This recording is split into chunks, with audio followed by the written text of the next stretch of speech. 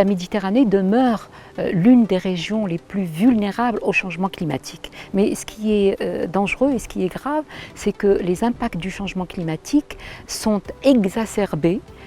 par d'autres facteurs environnementaux comme le changement dans l'utilisation des sols, l'augmentation du tourisme et de l'urbanisation, notamment côtière, la dégradation des sols, la désertification, la pollution, l'intensification de l'agriculture et j'en passe. Tous ces facteurs,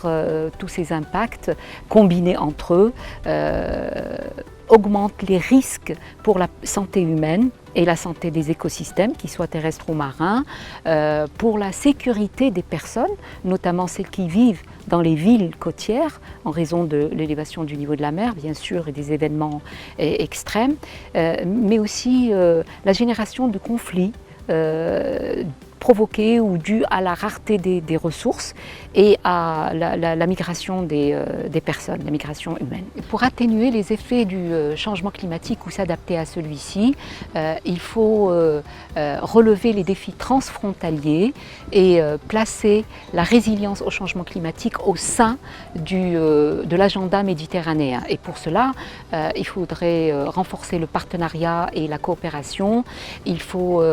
augmenter la communication, on le répétera jamais assez, et ce qui est important aussi, c'est d'informer, d'éclairer la prise de décision publique par une science solide, une science robuste, y compris les sciences sociales, les sciences humaines et bien sûr sans oublier les savoirs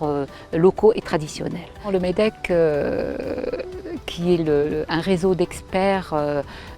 en changement climatique et environnement pour le bassin méditerranéen, et justement joue ce rôle d'interface science-policy parce qu'il essaye justement